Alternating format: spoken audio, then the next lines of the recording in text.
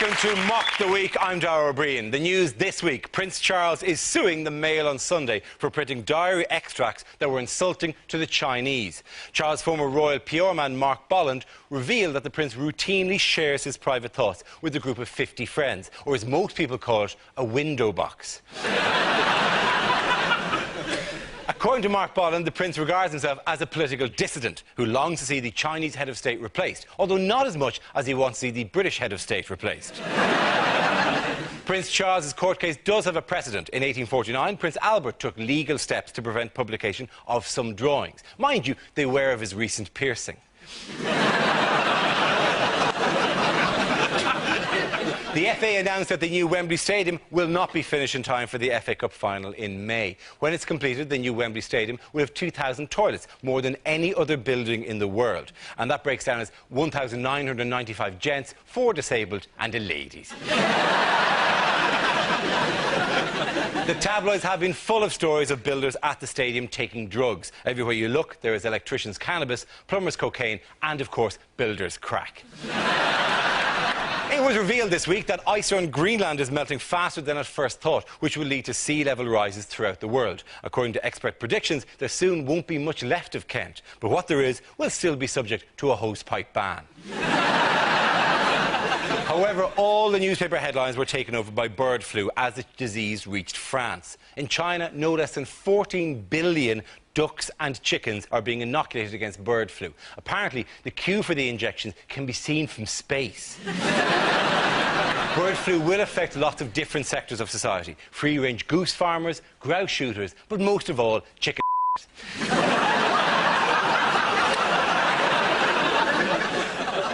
Joining me tonight to work through a series of satirical games are 6 of the country's top comedy performers: John Oliver, Rory Bremner, Jeremy Hardy and Frankie Boyle, Hugh Dennis and Joe Brand. Welcome to you all.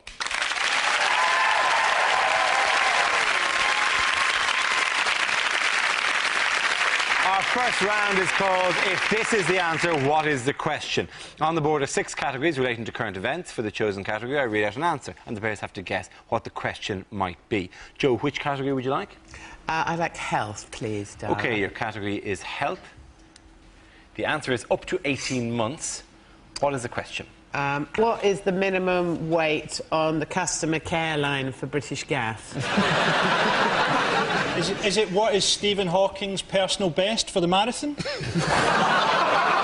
How long does Abu Hamza take to lace his shoes? What's the waiting list for a bed in maternity? How long is a Scottish winter? How long does it take the average man over 40 to send a text message? How long does it take Sting to ejaculate? No, it is I'll give you a clue. It's We're All Doomed is a clue. What? That's a hell of a clue, Dara. That's the kind of thing you usually shout at traffic. I offered more as a kind of a hint. We're all doomed now. Is this how long it's going to be before we drag the last chicken through the streets of London and stone it to death on the steps of the Big Brother house? What are you dancing around here? It's something to do with bird flu, isn't it? It is kind of to do with bird flu. The question I was looking for is, according to one expert, how soon can we expect bird flu to be passed from human to human? This is the claim of John Oxford, Professor of Virology at London's Barts Hospital, who believes a human strain of bird flu could spread within 18 months. The Mail is loving this, the terror that we're all stricken with. And you can see Daily Mail readers on the train reading articles about bird flu and vigorously underlining the words migratory and Europe. Yeah. It pushes every button, doesn't it? It's a complete change in the animal kingdom, though, isn't it? Because suddenly birds, chickens, are the most dangerous and powerful animal in the world. Chickens must love it. Because even when they're slaughtered, they'll be running around going, I can still infect you! for up to 6 minutes. It's only there to reassure us. I was watching this on Newsround. I had somebody on Newsround. Newsround is fun. I love Newsrounds. They say, today in a place called Abroad, sad things happen. I'm watching it and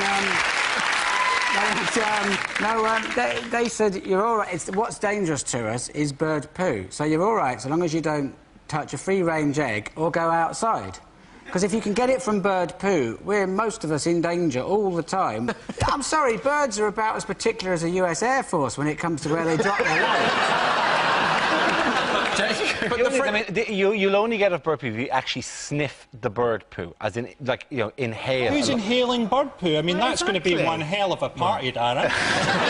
You really have to gone through everything at that stage. All we've got left is the bird poo. All right. What's it saying? And this bottle of creme de menthe. Give me the bird poo. Everybody's really worried about when it's going to get to Britain, and it's already here, because every dead swan, every dead duck that they've found, they've sent a sample in a test tube to Weybridge.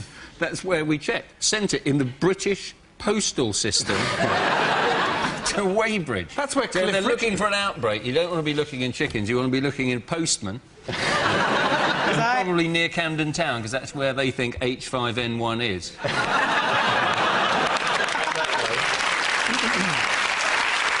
So the lab is in Weybridge? The lab they're testing them is in Weybridge. Because Cliff Richard lives in Weybridge, doesn't he? He'll be the first to go. Cliff Richard will be like the canary in the coal mine. We'll have him in a cage. Cliff finally collapses. No! To run screaming from One of the problems with bird flu is going to be is telling, like, half of the bird population whether they've really got flu or not, because half of them are going to be going, oh, I've got flu, and in fact they've only just got a bad cold. Does anyone know if Keith Harris and Orville are now doing bird flu material? No, but... I'd love to fly, Keith, but I can't. I'm dying. You're not dying, Orville. You're not... I am. You'd like to think that Keith Harris is taking elementary precautions, like gloving up before he actually starts. They've now done It'll make the ventriloquism a lot easier if he can wear a mask. What is that, Orville? You say you're very sick? Yes, I'm very sick at the moment. I look forward to Bill Oddie explaining this to us on the next series of Springwatch in a radiation suit. That's the problem. The ministers have tried to calm people down by using reassuring phrases such as no need to panic and very low risk, but that is the problem with language. There's no point wasting your time with words like that if you also plan to use words like fatal and pandemic, because on the seesaw of loaded words, fatal pandemic is a very fat little boy, and he needs a lot more than a couple of no needs to panic to give him a fun day in a park. He's just there at the moment, frightened. The methods used to cull the birds will vary from country to country. In the West, we'll be using mechanised slaughtering machines, but in China, they prefer the more traditional method of covering them in plum sauce and luring them into pancakes. The other killer animal that emerged during the week was in Germany, and we should only hope that these things don't go wild, the largest rabbit in the world. I know he's sweet, isn't he? But those paws on your head. I'm sure that's not just like a really small bloke. No, it's not.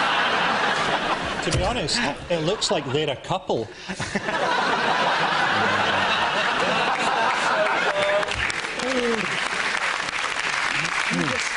You just don't understand their love, do you? There'll be a film about that in 30 years called Broken Bunny Mountain. And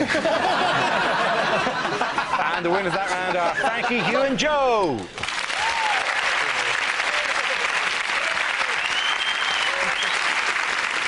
The next round is called Between the Lines and features Rory and Hugh. Would you please make your way to the press pit? Thank you. In this round, one of them takes on the role of a person in the news addressing the media, while the other translates what they really mean. As he prepares to assume centre stage, Rory, you are Chancellor of the Exchequer, Gordon Brown, informing us of what lies ahead. Ladies and gentlemen, for nearly 9 years now, I have been Chancellor of the Exchequer. Ladies and gentlemen, for nearly 9 years now, I have wanted to be Prime Minister. There has been much talk about a handover. I think it's more important than that. It's not just about myself and Tony. It's about the future of the country. It's my turn! Throughout that time, I have controlled the economy prudently and sustainably. One more stamp and I get a free cappuccino. I know people find David Cameron attractive, but I have qualities that he doesn't. I'm big, I'm tough, and I'm hung like a horse.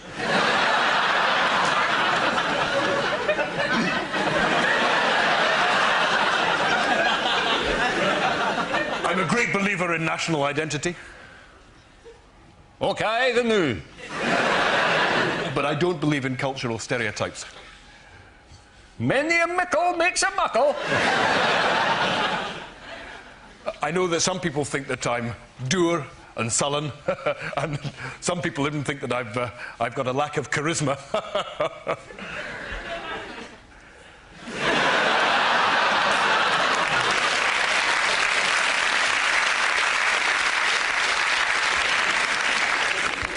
And I am, of course, looking forward to working with John Prescott. He's an able politician with robust views, which he expresses most effectively.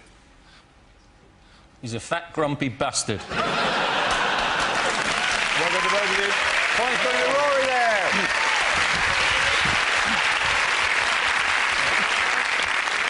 OK, our next round is Le Cercle des Actualités. This game involved John, Frankie, Jeremy and Joe. So if you could make your way to the performance area, please. This is a stand-up challenge. Our random news generator contains a bank of newsworthy topics. We spin the wheel, and when it stops, anyone can step forward and try to make us laugh about the subject it's landed on. Thank you. If I judge the player's got a big enough laugh, he or she is safe and gets to sit down again. OK, here we go. Our first topic is sport. Who wants to come in on that? John.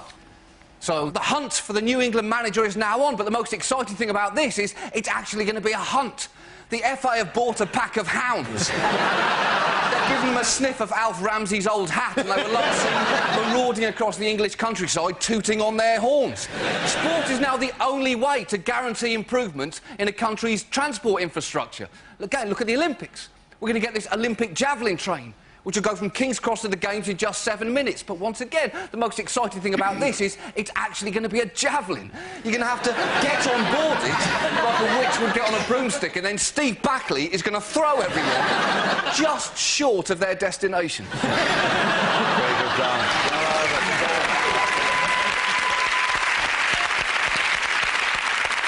Right, let's spin the wheel again. The subject is charity. Oh, Frankie. I tell you what I hate is comic relief. People sitting in a bath full of beans for starving Africans. Send them the bloody beans!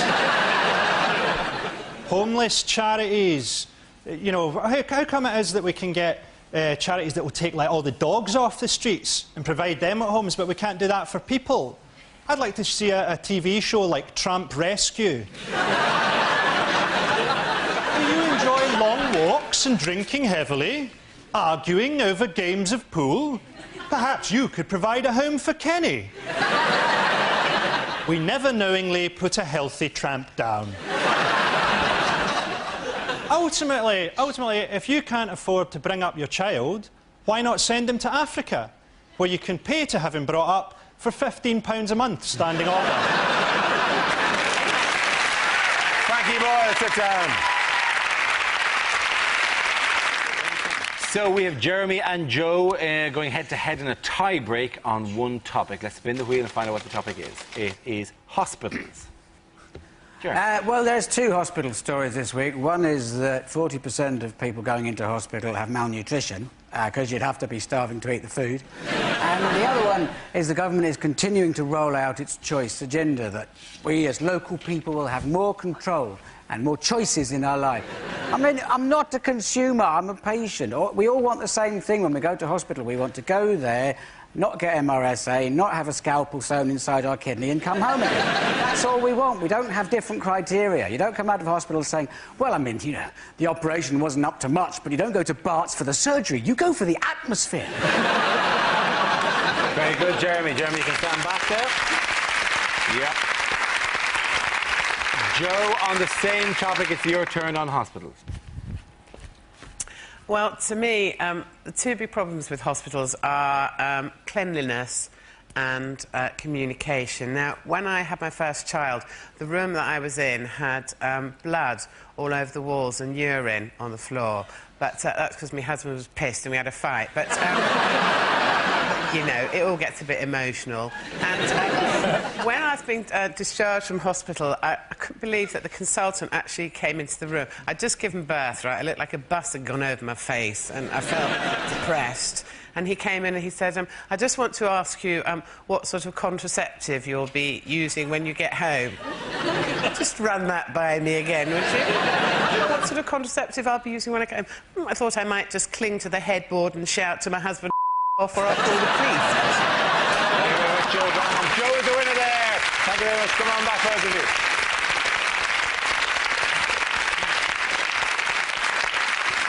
The next round is called Headliners. I show the teams a recent photo along with the initial letters of a newspaper headline. They then have to tell me what the letters stand for. Here's a picture of Wembley Stadium as it stands this week. So what does WSBS stand for? Is it Wembley's Single Builder Sorry? Is it just, well, surprise, bloody surprise? Is it we're surrounded by scaffolding? Wembley 6, Builders 7. Is it we sold both shovels? Is it Wembley Stadium behind schedule? Yes, it is. Actually, Oh, that's absolutely yeah. right. Yeah, very good. It is Wembley Stadium behind schedule. This refers to the news that the new Wembley Stadium will not be ready for the FA Cup final in May. Do they know when it will be ready? Never. Yeah. Well, the Cardiff one's called the New Millennium Stadium, and this one's going to be called the Next Millennium Stadium. Is it basically we're waiting for the polar ice caps to melt and then we're all going to go and live in this? How could it take so long? I mean, football stadium's only a few seats and some grass, isn't it? They haven't got to do a patio or anything. You're right, that would have made it a much more complex job if they tell well, we like the 90,000 seats, but could you just push through this wall and open the area extra bit slightly? And we can put a barbecue there as well. That'd be great. Who are the first people who are going to be playing there, then? Footballers. Our grandchildren's grandchildren. What? No, it's likely to be Bon Jovi. Bon Jovi? Well, if they've got 500 seats in, they should just go ahead with the gig. Who are Bon Jovi playing? Arsenal. Yeah. Actually, you could just play there, for God's sake. All you need is those two pylons there, right? Just about 60 yards the other direction, put two jumpers down, right? Away you go. Do you know what worries me about the whole stadium? They've built the ring of the stadium now, but the cranes are still inside. I just like the fact that they paid 20 million just to have the old Wembley taken down. They should have just had the last match against Scotland. We'd have done it for free. Oh, never mind the goalposts. I'm taking the director's box. That is a fear that the first time they play Scotland, you're all going to climb up in the arch and bounce up and down on it. The lesson is always get a couple of quotes. You know, don't just grab the yellow paper. Oh, look! No call-out charge. Let's get this one. It would have been good to see the FA turning up on Watchdog. Oh, it's been a bloody nightmare, Anne. It really has. But there is a precedent for this in sport, because actually, you know the ski jump they're using in the Winter Olympics? Because originally the ski jump was meant to be a roller coaster, right? But they got in the builders, but they didn't finish it in time. They said, well, just leave it at that. We'll put a guy at the top and see what happens. Am I the only person who hates the Winter Olympics? Am I the only person that watches those people on the podium and think, you are the only 3 people in the world who do that sport? I mean, maybe there's 4, right, and they're standing there going, oh, at least we bet Brian. Brian feels a bit stupid now. But it's biased against the British anyway, because we like the downhill skiing, because that's not how we do it. The British, they ski halfway down, stop at a restaurant, nice lunch, couple of bottles of wine, take the last chairlift down. And equestrian, what do we do well in the Olympics? Equestrian sports, you can't do them on ice. Pointless. That is a bit harsher, Well, right? you could, but they don't. And if they did, they'd be great. Just put the horse, sit on the horse at the top of the ski jump and go, giddy up now. And just see when the horse's nerve breaks. Exactly. In India, I read last week, I think, there's a new thing, extreme sport, called yak skiing. Right. And you don't ski downhill, you ski uphill. On a what yak? you do is, you get Ski some down the skis. yak? No, you get some skis, and you attach yourself by rope to a yak, which is at the top of the hill, and between you there is a pulley, and you infuriate the yak by rattling a bucket of nuts. You shake the bucket of nuts, and the yak charges at you, and you shoot up the hill on the ski. Which has got a slight logical problem, because presumably at some point you must meet the yak.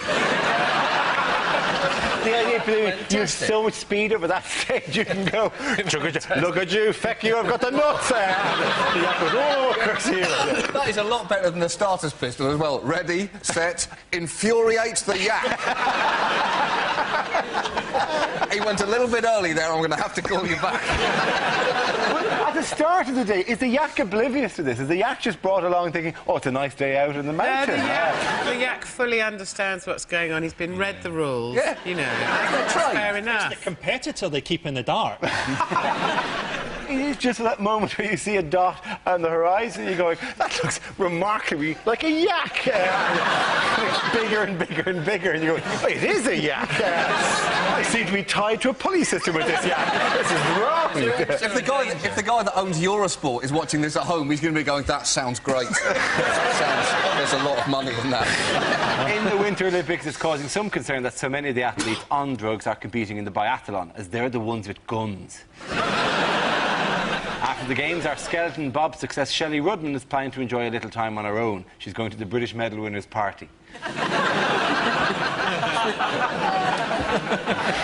like I have any high ground on that. So, the winners of that round are Jeremy, Rory and John.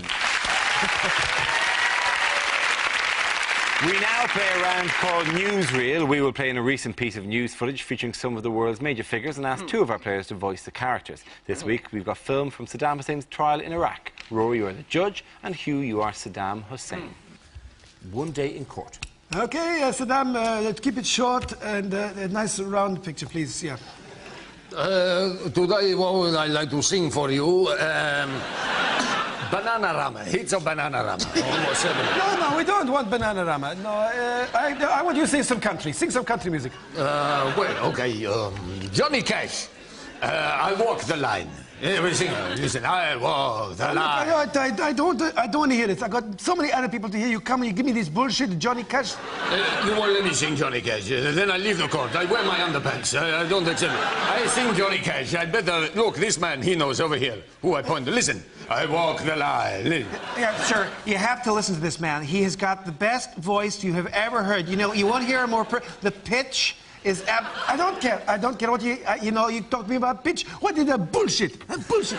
You are a bastardo. I'd rather be on trial for genocide. Look, I have written the lyrics on my head. Here, there, everywhere on my head. Sir, if you do not allow this guy to stay in the competition, you are making the biggest mistake. Don't tell me, okay? First, he makes a mistake, he writes the words down, it's gone, finished. What do you say? I can sing or I cannot sing? Oh, good. Listen. I walk the line. Oh, no! Stop singing!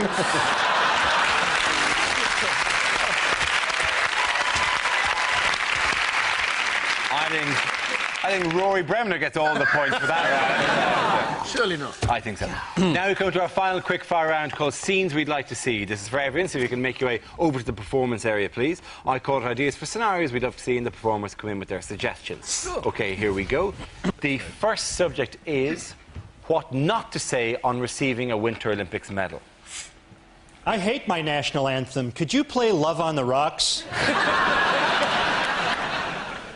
Listen, Brad, have you got one with like a ganja leaf or something like that on it? Like, maybe an AK-47? This is great. I didn't even realise it was a sport. Gold for Switzerland! I'll put it with the rest of the Nazi stuff. Could you just hang the medal off my neck brace? I'd like to thank my mother for providing my urine sample. The goal for women's curling. This will take pride of place in the office that I clean. Whoops!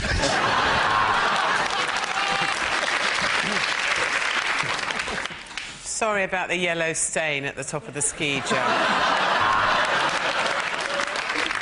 Thanks for the medal. The band was... Sir Roger. And that's why we call him Four-Man Bob. OK, the next topic is improbable things for Osama bin Laden to say in his tapes. This is ridiculous. It must be your turn to hide.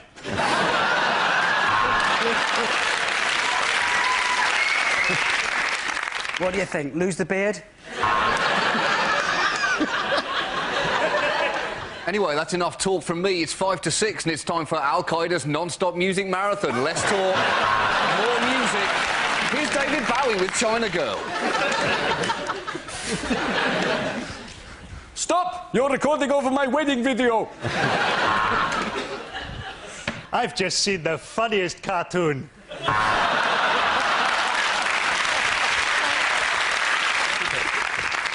Do you think this cave makes me look a bit gay? So, who could live in a cave like this?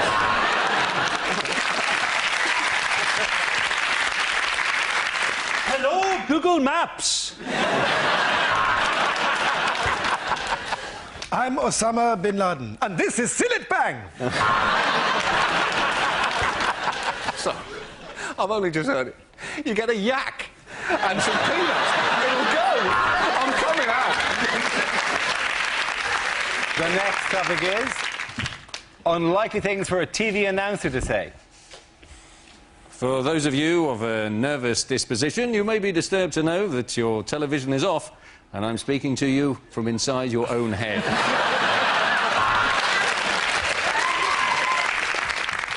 Next on Channel 4, wizened sanctimonious old jobby sniffer Gillian McKeith gets a slap from a fat housewife. Well, that's it. Don't forget that BBC 24 goes through the night, as do I.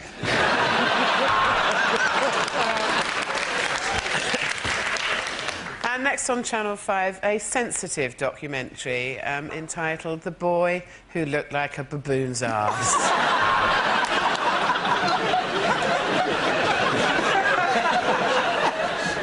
You're watching ITV1. Why are you doing that? I've got the listings in front of me and we've got nothing. Nothing.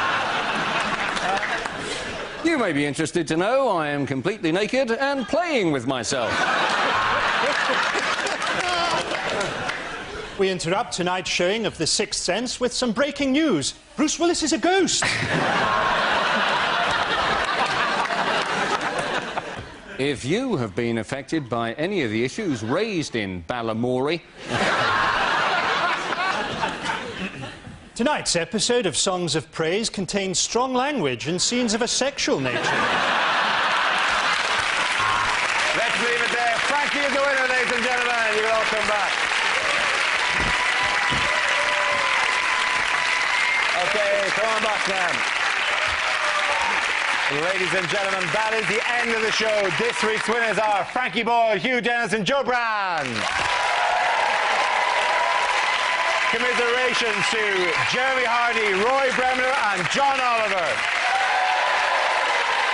Thanks for watching. Good night. Yes, well, here's another unlikely thing. John Colshaw's having a commercial breakdown on BBC One in 5 minutes. And what happens if Romeo and Juliet stay together? There's no jealousy in Othello, and the Scottish play becomes Macbeth the musical.